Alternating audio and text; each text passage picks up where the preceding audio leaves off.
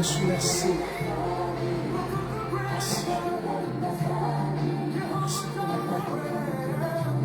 Merci.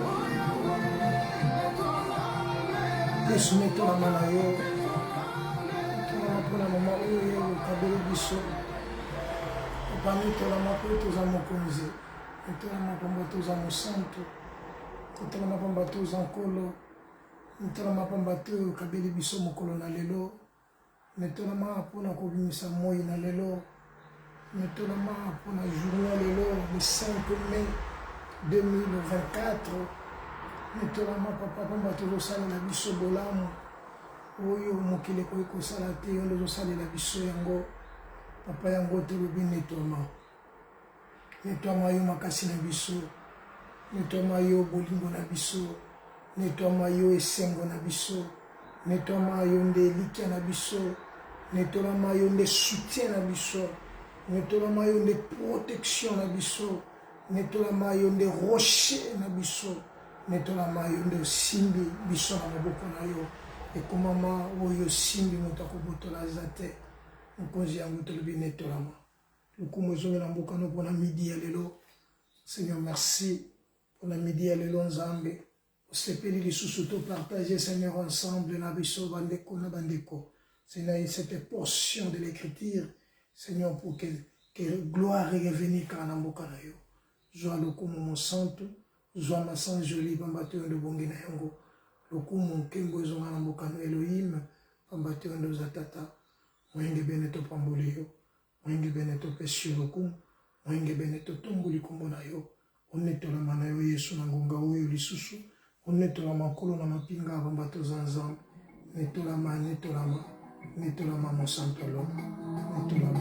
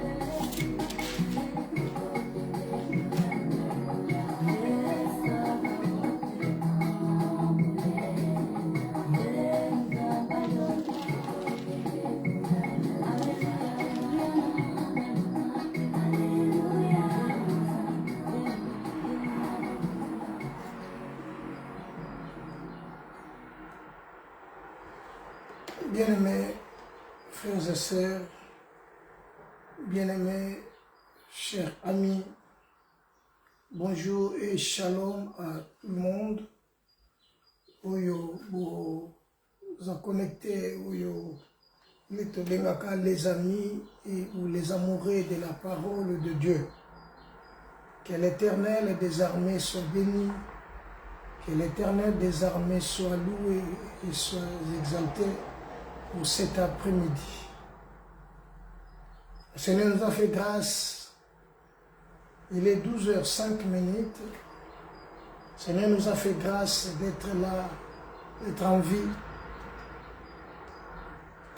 J'aime la parole de Dieu quand la parole de Dieu dit « L'homme n'est pas maître de son souffle ». Mais ce que Dieu fait dans nos vies, chaque matin, il renouvelle sa bonté sur nous. Il renouvelle sa bonté sur les justes. Il renouvelle sa bonté et sa bonté n'a jamais été épuisée. Voilà pourquoi nous sommes contraints de lui dire merci pour toutes les bonnes choses, pour tous les bienfaits et pour tous les hauts faits.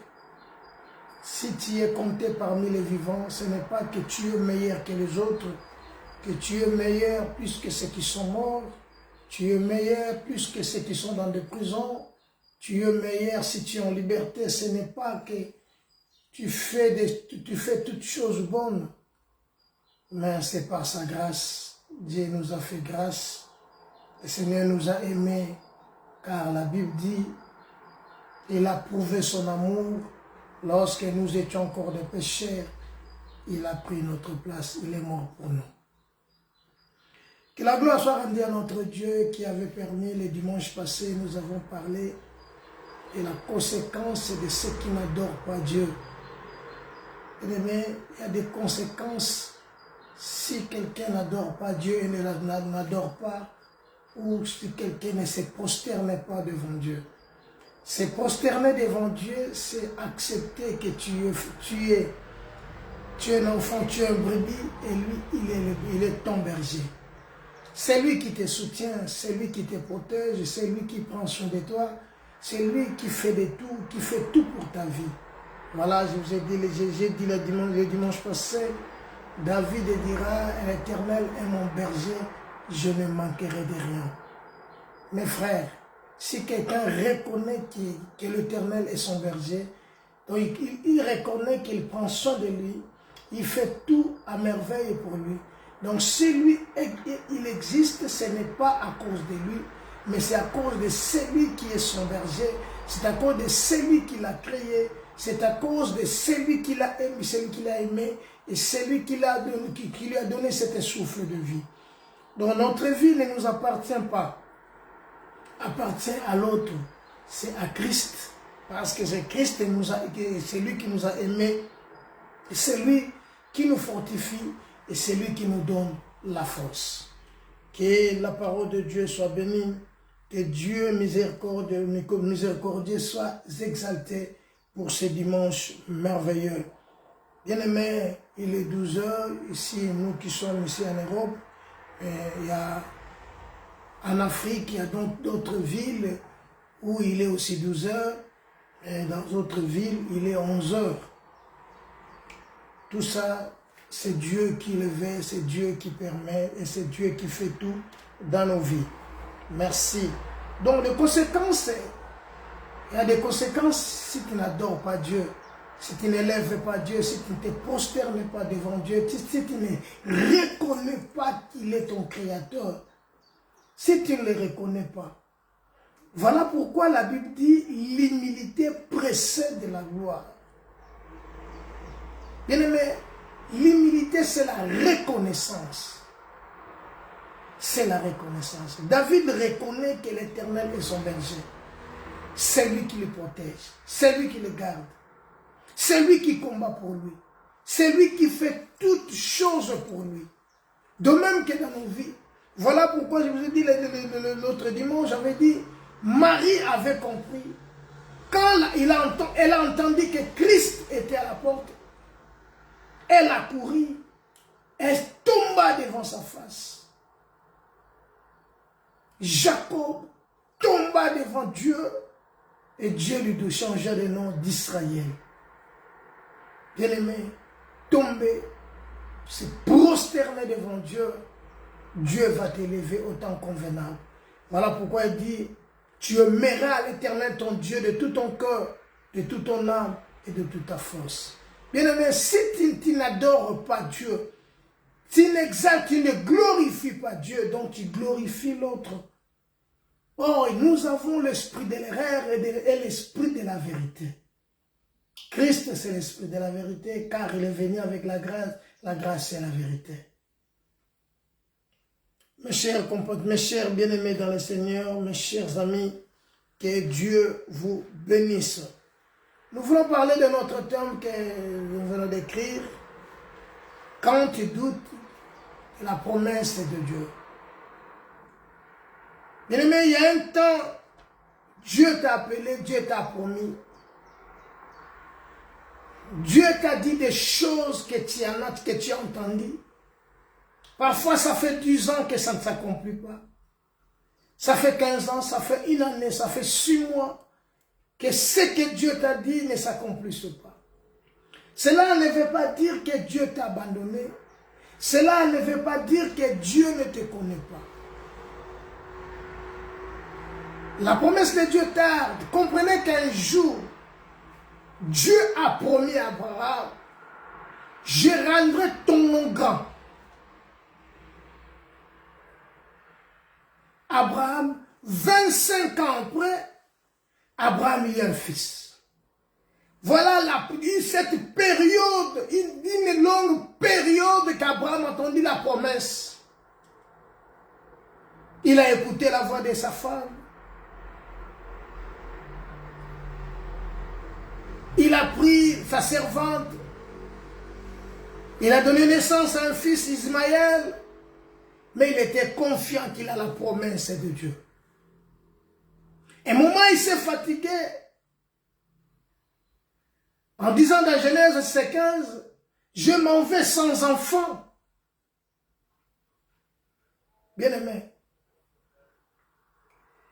quand tu doutes de la promesse de Dieu, sache que Dieu est là, mais c'est toi qui es en train de perdre. Car la doute s'oppose à la foi.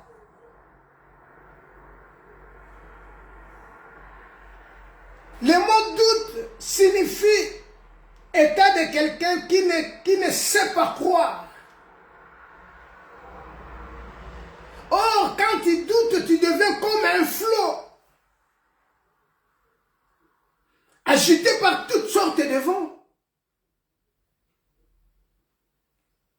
La doute, c'est un instrument que le diable, l'ennemi, utilise pour l'instant dans l'église et dans nos vies.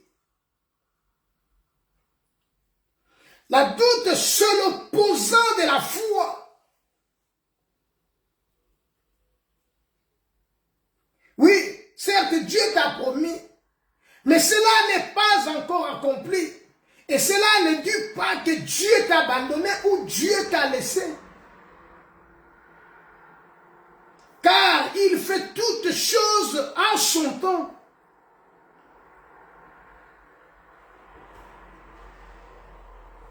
Doute l'état de quelqu'un qui ne sait pas croire, qui hésite à prendre part.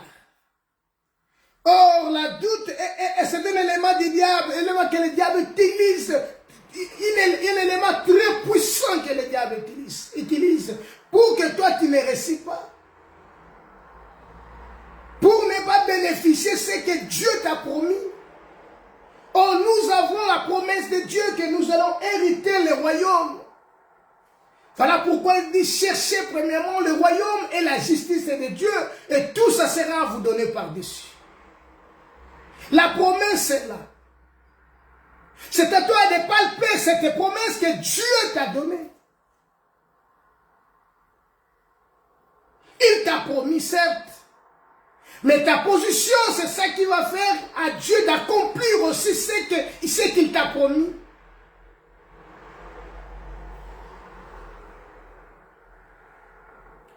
La promesse, par définition, action de promettre quelque chose. Donc Dieu t'a promis quelque chose. Dieu t'a promis le mariage. Dieu t'a promis l'élévation. Dieu t'a promis toutes sortes de promesses que Dieu t'a données. Mes frères, c'est ta position. qui bloque ce que Dieu t'a promis. Je disais que Dieu a dit à Abraham, je rendrai ton nom grand. Genèse 12. Je multiplierai ta postérité. Tu seras comme les étoiles des cieux, comme les sables de la mer. Arrivé un moment, Abraham ne sait plus croire à ça. Il s'est fatigué. Mais la promesse de Dieu était là. La promesse de Dieu peut tarder, bien aimé, si toi tu abandonnes. À savoir que l'ennemi qui est à côté, il ne veut pas que toi tu réussisses, il ne veut pas que toi tu sois réjoui de ce que Dieu t'a promis. Il ne veut pas que la promesse soit réelle, réalisable, et que la promesse que Dieu t'a promis, ce que Dieu t'a promis, et que ça s'accomplisse dans ta vie. C'est ça le rôle de l'ennemi. Voilà pourquoi il dit, nous ne combattons pas selon la chair. Car les armes sur lesquelles nous combattons ne sont pas charnelles, mais elles sont spirituelles pour renverser les forteresses.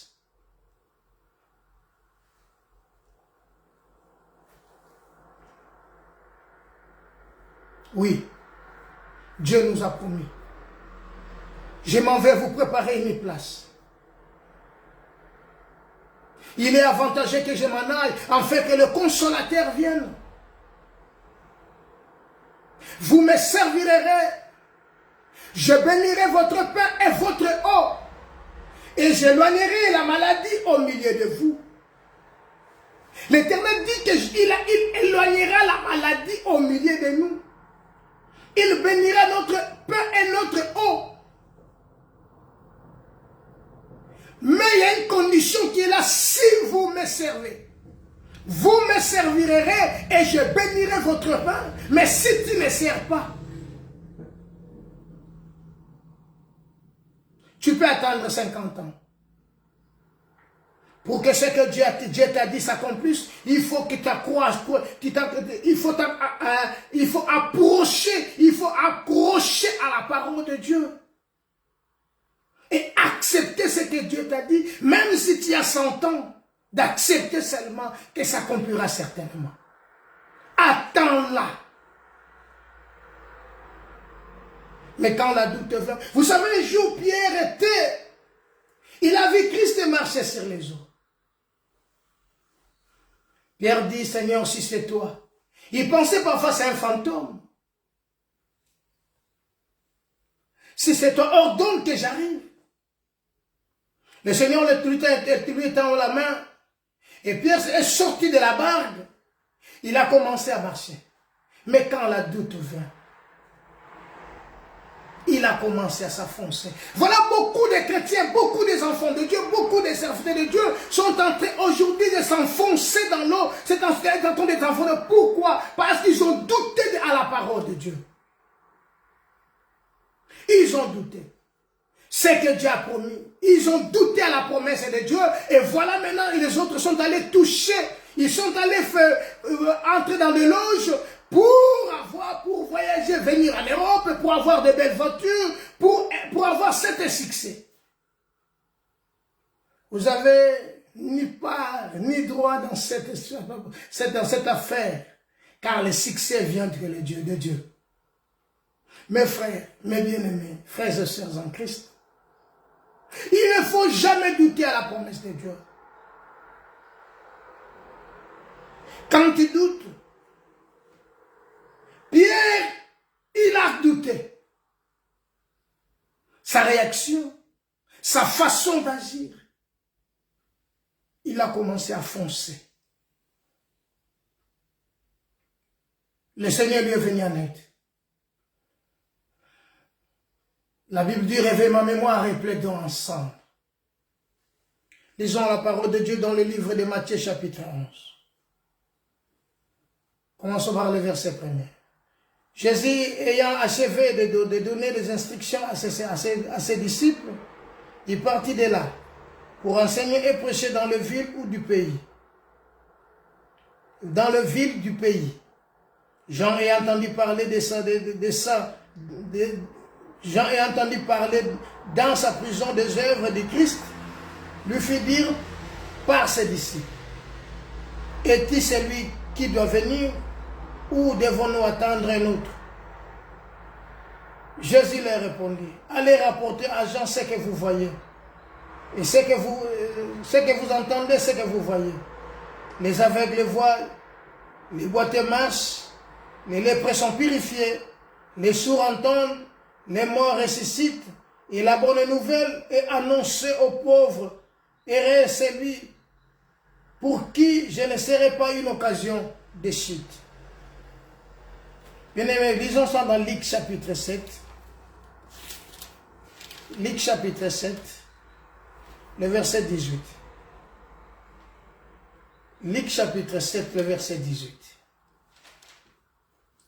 Jean fut informé de toutes choses par ses disciples. Il appela deux et les envoya vers Jésus et lui dit, est-il celui qui doit venir ou devons-nous attendre un autre? Arrivé auprès de Jésus, il dit, Jean-Baptiste nous a envoyés vers toi pour dire, est-il celui qui doit venir ou devons-nous attendre un autre?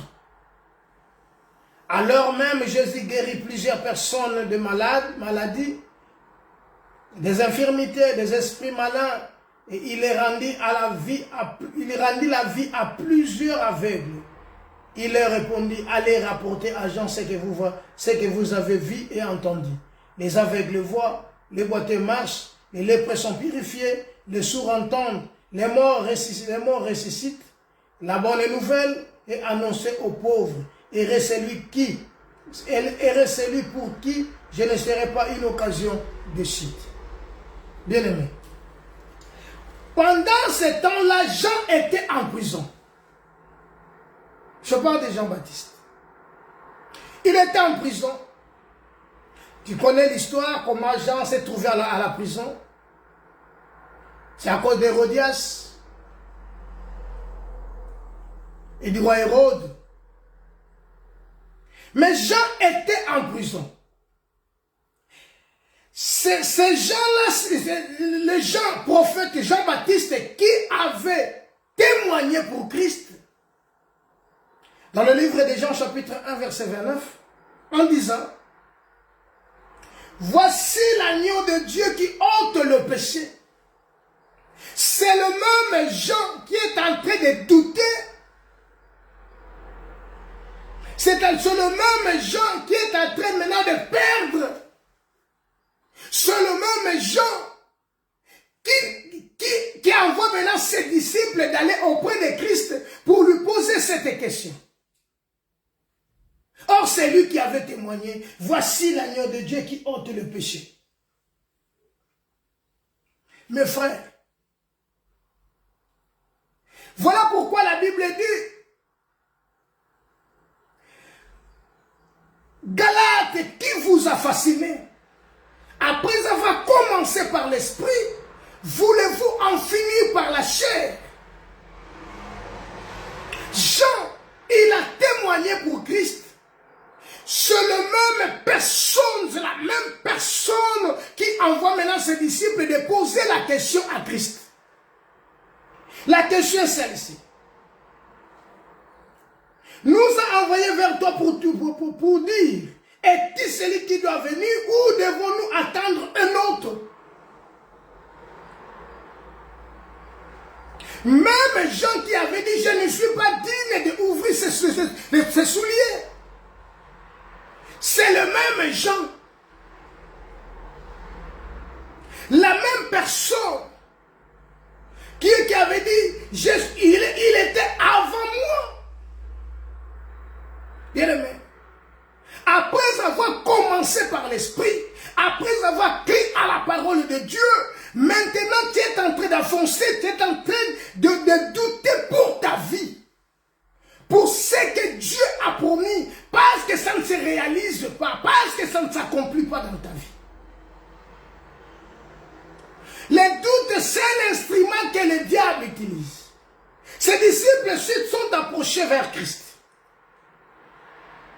Il lui posa cette question. Jean nous a envoyés. Mais Jean nous a dit, c'est toi qui devais venir ou nous devons attendre un autre. Donc celui qui doit venir, il ne tardera pas. Celui qui doit venir, selon la prophétie de Ésaïe chapitre 35, la Bible nous dit dans Ésaïe chapitre 35, écoutez la promesse. Si Jean avait envoyé ses disciples, parce que Jean savait bien, il lisait la promesse, il avait la promesse de Dieu dans sa vie. Il savait que c'est lui qui doit venir. Et quand il viendra, ce qui va se passer et ce qui va s'accomplir dans le livre d'Ésaïe chapitre 35. Ésaïe chapitre 35. Verset 1er. Les déserts et les pays arides se réjouiront. La solitude s'égaillera et fleurira comme un narcisse. Elle se couvrira de fleurs et trahira des joies. Elle se couvrira de joie. Avec des chants d'allégresse et des cris de triomphe. La gloire du Liban lui sera donnée. La magnificence du Carmel et de Saron. Ils verront la gloire de l'Éternel. Écoutez, ils verront la gloire de l'Éternel. La magnificence de notre Dieu. Or, quand cet homme viendra, il y aura la magnificence de l'Éternel et ils verront la gloire de Dieu. Donc la gloire de Dieu doit se manifester, va se manifester quand celui qui doit venir viendra. Or, Jean était là, il attendait celui qui doit venir. Fortifiez les mains languissantes, affermissez les genoux qui chancellent. Dites à ceux qui ont le cœur troublé, prenez courage, ne craignez point. Voici Dieu, voici votre Dieu, la vengeance viendra et la rétribution de Dieu viendra lui-même et vous sauvera. Alors, s'ouvriront les yeux des aveugles, s'ouvrons les oreilles des sourds, le boiteux sautera comme des cerfs et la langue de muet éclatera de joie. Car des eaux jailliront dans le désert et les ruisseaux dans la solitude. Cette promesse, Jean le connaissait bien. Jean le savait. Il les lisait. Il y avait des rouleaux. C'est un prophète. Mais tellement il est dans la souffrance, tellement il est dans la prison, Jean a commencé à douter. Jean a commencé maintenant à douter parce qu'il est dans la prison. Or, il a oublié que c'est lui qui avait témoigné pour Christ. C'était ça qui se passe aujourd'hui dans nos vies. Quand tout semble noir, tu te poses des questions. Est-ce que je suis vraiment un enfant de Dieu? Est-ce que Dieu m'a appelé dans ce ministère? Est-ce que Dieu m'a dit ceci? Est-ce que Dieu m'a donné ce que j'ai aujourd'hui? Toutes ces questions, ça se pose seulement si nous avons des problèmes ou des petits soucis. Jean avait des petits soucis parce qu'il était en prison. Il était en prison. Devons-nous attendre un autre? Les doutes s'est installé pendant que l'homme est dans la souffrance, pendant que tu as des problèmes, pendant que tu as des problèmes dans ta vie, bien aimé, la doute peut s'installer. Mais laisse-moi te dire, Job dit ceci, ce que je crains, c'est ça qui m'arrive. Job chapitre 3, verset 25, verset 26. Ce que je redoute, c'est ça qui m'attend. Bien-aimé, Jean était dans la prison parce qu'il avait des soucis. Il avait des problèmes. Et tout cela peut nous conduire à la mort. Voilà maintenant la doute s'est installée dans la vie. C'est de même aujourd'hui dans ta foi. Tu as installé la doute. La doute s'est installée. Pourquoi? C'est pas que tu as oublié la promesse de Dieu parce que tu as des soucis aujourd'hui. Non, laisse-moi te dire, Paul dit, d'être ferme, inébranlable. Inébranlable. Même si tout ne va pas bien, même si tu es malade, cette maladie, le médecin te l'ont déclaré incurable. Bien-aimé, crois seulement à la parole. Que l'ennemi, les diables ne viennent pas, bien-aimé, ne viennent pas te troubler. Voilà pourquoi Ésaïe dit à ceux qui ont le cœur troublé, prenez courage. Ne craignez rien, ne craignez point. Il ne faut pas être troublé. Christ dira dans le livre de Jean, ne craignez point. Bien-aimé, il est temps que nous comprenions si la promesse tarde, ce n'est pas à cause de Dieu. C'est parce que la doute s'est installée dans ta vie à cause des petits soucis que tu as. Parfois, le mariage ne vient pas. Tu as des soucis parfois de mariage. Tu as des soucis de ton commerce. Tu as des soucis parce que rien ne va dans ta vie. Tu as des soucis de voyage. Tu as des soucis de papier, ceux qui sont en Europe. Voilà maintenant, tout s'est installé. Alors que tu te poses maintenant des questions. Est-ce que je suis un enfant de Dieu ou je ne le suis pas? Jean envoya à ses deux disciples, leur dit d'aller demander à Christ s'il est celui qui doit venir ou nous devons attendre un autre.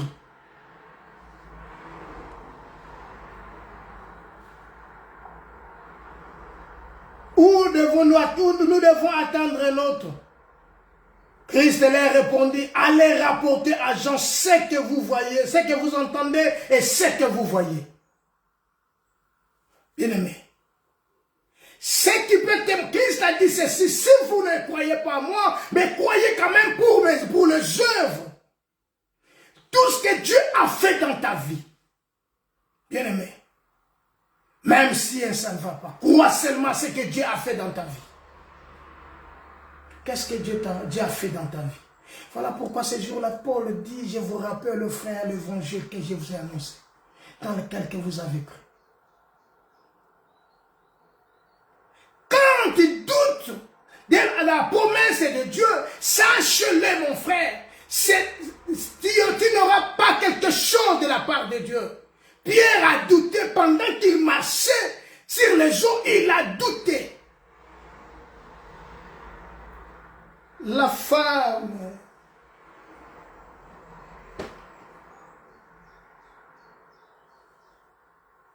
cette dame a dit, jusqu'à ce moment tu restes intègre devant Christ, devant Dieu. Injurie, Dieu est mort. Mais Job dira, tu parles comme une femme insensée. Car en Dieu, il n'y aura pas de mal. Il n'y a pas de mal. Il n'y a que du bien. Mes frères, mes bien-aimés, si aujourd'hui la promesse de Dieu tarde dans nos vies, c'est de nous, c'est à cause de nous. Voilà pourquoi les prophètes disent, attends-la, elle s'accomplira certainement. Enlevez le doute dans nos vies. Devons-nous attendre un autre? Allez rapporter à Jean. Voilà pourquoi je suis venu t'encourager, toi qui es fatigué. Tu as même décidé de ne pas aller à l'église. Tu as décidé, non, je ne peux plus gêner pour me réveiller à 2 h du matin pour prier, minuit pour prier. Ça fait 10 ans que je prie. Je n'ai pas de solution. Ma situation se vient qu'en empirant. Non. Laisse-moi te dire qu'il y a chaque chose à son temps. Il y a un temps que Dieu a fixé pour nous. Il y a un temps que Dieu a fixé pour ta vie. Il y a un temps que Dieu a fixé pour ta délivrance. Il y a un temps que Dieu a fixé pour la promesse qu'il t'a promis. Il y a un temps que Dieu a fixé pour toi. Il faut attendre le temps. Car chaque chose a son temps. Ne soyez pas pressés dans la vie. Humilie-toi devant Dieu. Bien-aimé, comprenez que c'est lui qui avait dit l'autre fois, voici l'agneau de Dieu qui ôte le péché. Bien-aimé, après la doute au sujet de cette personne qu'il avait témoigné, la doute s'est installée, que c'est lui qui avait témoigné, mais il a pris maintenant la doute. Donc il avait tout oublié que c'est lui qui avait témoigné pour lui, c'est lui qui avait dit que l'agneau de Dieu qui ôte le péché, c'est lui qui avait témoigné du bien pour lui. Il a tout oublié. Ne néglige pas les dons que tu as reçus par l'imposition des mains des anciens de l'Assemblée. Ne néglige pas. Ne néglige pas ma soeur. Ne néglige pas mon frère. Crois seulement à la parole de Dieu. Crois seulement, crois seulement. La réalité que tu vis maintenant, parfois, quand l'avenir contredit, est la réalité que tu vis maintenant. Bien-aimé, la réalité que tu es en train de vivre pour l'instant, c'est ça qui va installer les doutes dans ta vie. Or, la réalité passera. La vérité restera éternellement. La réalité peut changer en vérité. La réalité, ce sont des choses terrestres. La réalité passera. Mais la parole de Dieu demeure éternellement. Celui qui avait cru autrefois, voici l'agneau de Dieu. Celui qui a témoigné. Mais le doute s'est installé par la réalité qui est en train de vivre. La réalité que tu es en train de vivre. La réalité que tu es en train de vivre maintenant. Parfois ton mariage ne va pas bien. Parfois ta situation ne va pas bien. Ce que tu es en train de faire, mais ça ne va pas. Cela ne veut pas dire que Dieu t'a abandonné. Cela ne veut pas dire que Dieu n'est pas avec toi. Cela ne veut pas dire que Dieu ne va pas accomplir ce qu'il t'a promis. Je vous en conjure, mes frères et sœurs, de croire à la parole de Dieu, de croire à la promesse, car la promesse, c'est la parole de Dieu. La promesse de Dieu, c'est lui-même Dieu. Voilà pourquoi Moïse dit ce qu'il a dit, l'exécutera-t-il pas? Car il n'est pas un homme pour mentir, ni un fils de l'homme pour se repentir.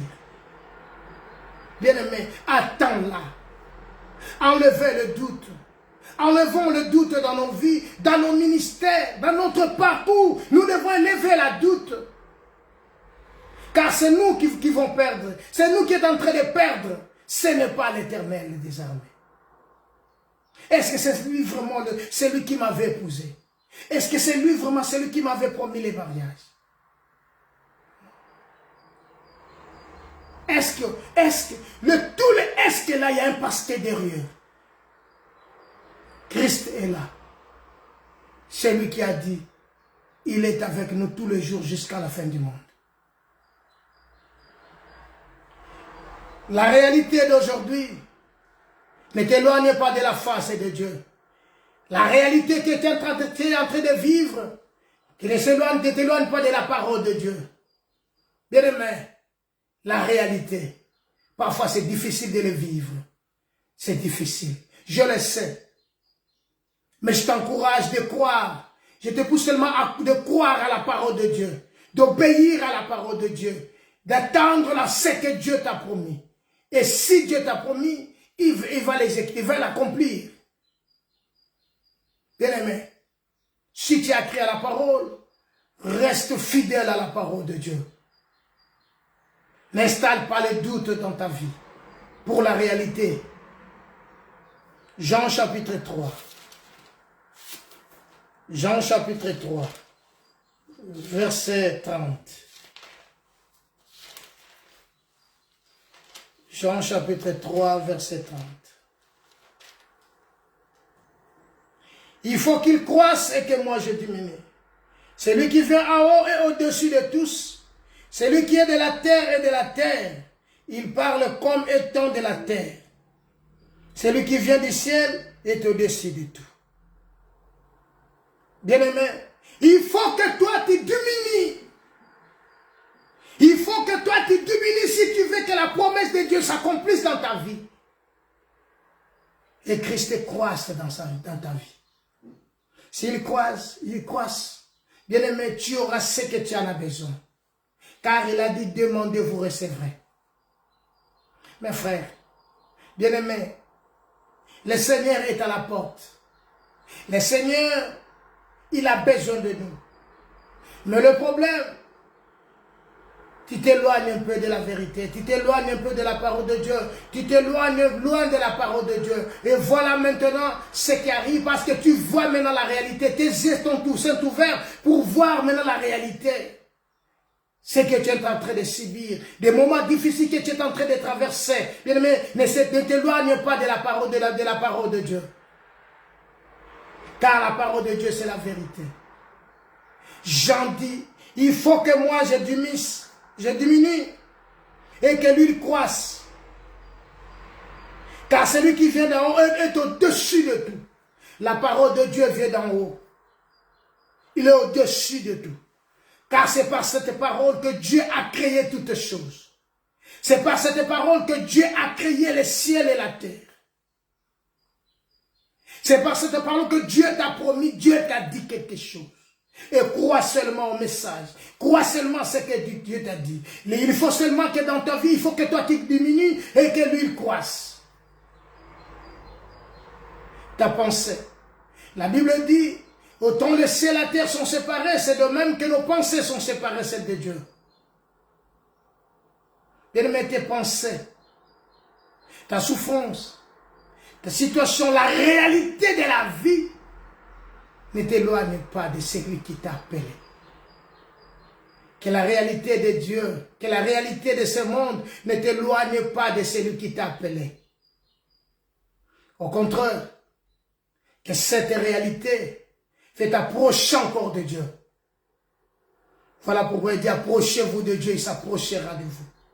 À nous qui croyons, bien-aimés, la foi vient de ce qu'on entend. À savoir, il est le rémunérateur de ceux qui le cherchent. C'est lui qui peut te rémunérer. C'est lui qui est capable de faire quelque chose, car il est le rémunérateur de ceux qui le cherchent. Mes amis, mes bien-aimés frères et sœurs en Christ, Jean dit, il faut qu'il croisse et que je diminue. Celui qui vient d'en haut est au-dessus de tous. Celui qui est de la terre est terre. Ne sois pas délateur. Ne soyez pas délateur. Car celui qui est de la terre, il comprend mieux les choses qui sont de la terre. Mais celui qui vit au ciel, qui vit de la parole de Dieu, bien aimé, il raisonne différent à celui qui vit de la terre. Il ne pense pas la même chose à celui qui vit avec la réalité. Ce jour-là, Christ dira, Père, j'ai pris pour eux. Ils sont dans le monde, mais ils ne sont pas de ce monde. Je prie qu'ils soient un avec nous, avec moi. Bien-aimé, la parole dit ceci, car il parle comme étant de la terre. Il va parler comme étant de la terre. Il va raisonner comme celui qui est de la terre. Il va penser comme celui qui est de la terre. Celui qui vient du ciel et au-dessus, il rend témoignage de ce qu'il a vu et ce qu'il a entendu. Bien-aimé, la Bible nous dit quelque chose dans le livre d'un Corinthiens.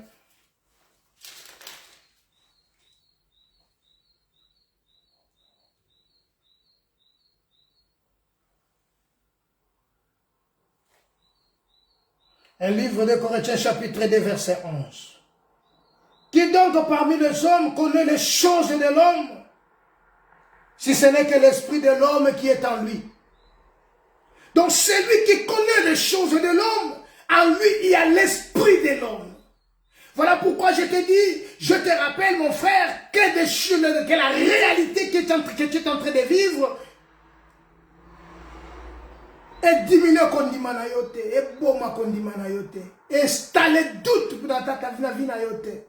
Car celui qui est de la terre, celui donc qui est parmi les hommes, connaît les choses de l'homme, si ce n'est que l'esprit de l'homme qui est en lui. De même, personne ne connaît les choses de Dieu, si ce n'est que l'esprit de Dieu. Bien aimé, or les choses de Dieu est épuisable. Dieu va accomplir ce qu'il qu'il t'a promis. Il ne faut pas installer la doute dans ta vie pour la réalité, pour ce que tu es en train de vivre ou d'en dire. Mais place la vérité dans ta vie. Christ est la vérité. Même si tu as 50 ans, tu n'es pas encore marié. Même si tu es dans le mariage, ça fait 20 ans que tu es dans le mariage. Dieu t'a promis que tu auras des enfants et tu n'as pas encore eu des enfants. Crois seulement la parole. N'allez pas chercher ailleurs. La Bible dit, cherchez l'Éternel pendant qu'il se trouve, invoquez-le tandis qu'il est prêt. Invoquez-le tandis qu'il est prêt. L'Éternel est merveilleux. C'est un Dieu redoutable. Il te connaît par ton nom. Il te connaît par ton nom. Ce que Dieu t'a dit, garde-la. Accroche-toi à la promesse et elle s'accomplira certainement. Qui parmi les hommes connaît les choses de l'homme, si ce n'est que l'esprit de l'homme qui est en lui. Nous avons l'esprit de Dieu. Voilà, l'esprit de Dieu qui connaît les choses, qui donc parmi les hommes connaît les choses de l'homme, si ce n'est que l'esprit de l'homme qui est en lui. De même, personne ne connaît les choses de Dieu, si ce n'est l'esprit de Dieu. Donc, pour connaître les choses de Dieu, il faut que l'esprit de Dieu habite en toi. Je suis venu seulement t'encourager. Je suis venu seulement vraiment te donner la force et continue à croire. Abraham, là il a la promesse. Genèse 12. Mais pour que cette promesse s'accomplisse, il a passé aussi un temps. Il n'a pas abandonné la parole de Dieu. Il n'a pas abandonné Dieu. Malgré Kokaki Kolemba, mais il n'a pas abandonné Dieu. N'abandonne pas Dieu. N'abandonne pas mes frères. N'abandonnez pas. Approche-toi donc de Dieu. Et ce que Dieu t'a dit, ça va s'accomplir dans ta vie. Voilà pourquoi il dit ces jours-là, l'Esprit du Seigneur est sur moi, car il m'a oint. Luc chapitre 4. L'Esprit du Seigneur est sur moi, car il m'a oint. Bien aimé, si tu as l'Esprit de Dieu en toi, je pense que tu ne vas pas abandonner. Tu vas persévérer. Celui qui persévérera jusqu'à la fin sera sauvé. Que l'Éternel, Dieu des armées, te bénisse. Que l'Éternel, Dieu des armées, te fortifie. Que l'Éternel, Dieu des armées, te donne du courage. Que l'Éternel, Dieu des armées, te soutienne. Que l'Éternel, Dieu des armées, te fortifie. Que l'Éternel, Dieu des armées, prend la place dans ta vie. Bien-aimé, laisse la place au Saint-Esprit. Que Dieu agisse dans ta vie. Car il n'est pas un homme pour mentir. C'est un Dieu qui t'a créé. C'est un Dieu qui t'a promis. Si réellement, si, c'est lui qui t'a promis. Bien-aimé, accroche-toi donc à la parole de Dieu. Tu ne seras jamais déçu. Que Dieu d'Israël te bénisse. Seigneur, je prie que cette parole soit que dans le cœur de tes enfants. Dans le nom de Jésus. Dans le nom de Jésus. Seigneur, tout doute qui s'est installé dans nos vies, je le déracine maintenant dans le nom de Jésus-Christ. Que Dieu bénisse la semaine.